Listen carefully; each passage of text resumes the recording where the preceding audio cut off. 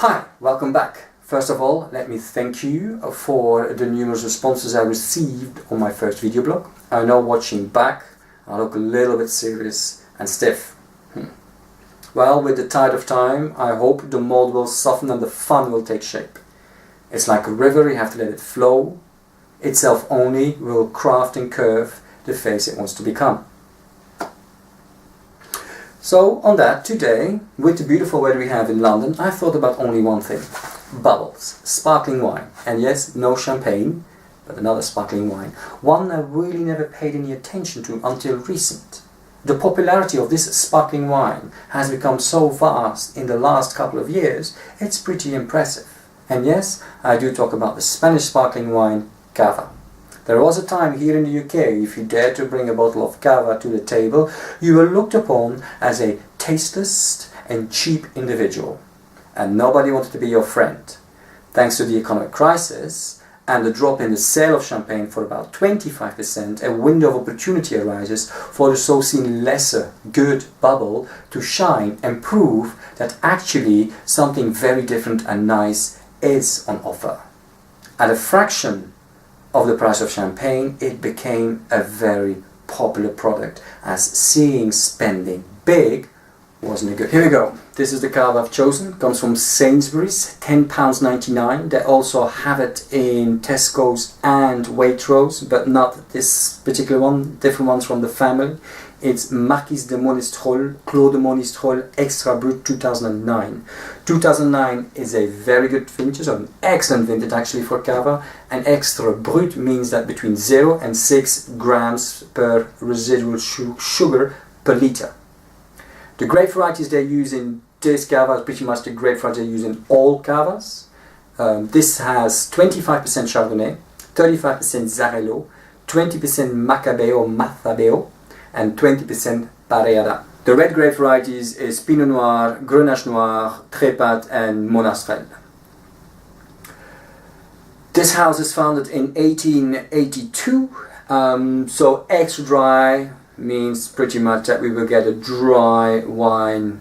So ladies, not to worry too much about the sugar content. DO, Denominación de Origen. It was introduced in 1970 because before the little cheeky buggers called it, in Spain, Champagne. And of course the little buggers up north weren't very happy about it, which I totally understand and which is totally normal, because we think we should keep a name to its region. As in France, everything is pretty much named after a region. So it became cava, which means cellar, in 1970.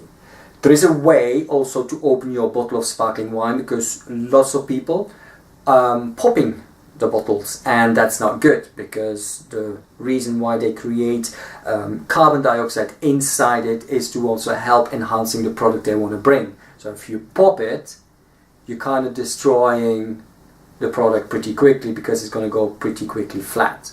So I can't wait to taste it. I'm not very good in knowledge about cava, so I'm totally open and willing to learn and understand it.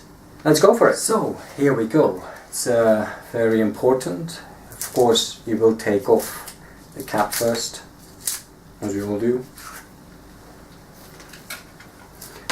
You put your thumb on here and you unscrew the metal cap. Kind of get a little shake. Always make sure to keep it on it, and then you kind of slightly turn the bottle and you will feel the cork coming loose, and you just need to hear that. Nothing more, nothing less. Perfect way to serve any of your sparklings.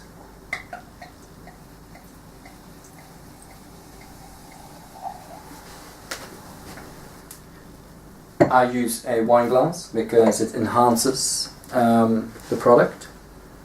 There's no problem. I'm not really into the fruits, because the fruits you can't really taste anything. It's a fancy thing being created. At the time, if you look, most of the houses will create kind of wine glasses for the sparkling wine. Now this is straw, bright straw color, very fresh, very shiny. Floral but discreet. And some dried herbs. That's definitely in there. When you swirl a bit more, it kind of elevates and lifts it up. And kind of very fruity as well. It was apples. A bit of melon. Let's taste it.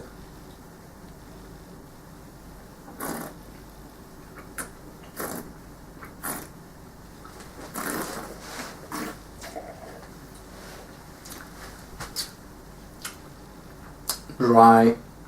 It is also fruity on the palate, but dried fruits.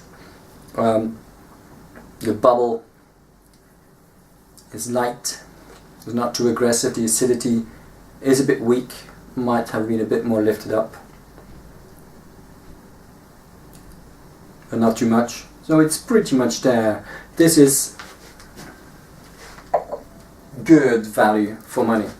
£10.99. I had no regrets to pay or to have paid this at the supermarket at Sainsbury's. You want a party in the afternoon, you don't want to spend an overblown amount of money, but something stylish, quality and interesting, I would say don't hesitate. You will have it fun. And for the ladies, it's super dry, very little sugar. So I would rate this 15.5. So very good wine, good to very good. Very happy. So please do drink responsible. Please subscribe to my wine page and leave your comments. And I'll say until next time.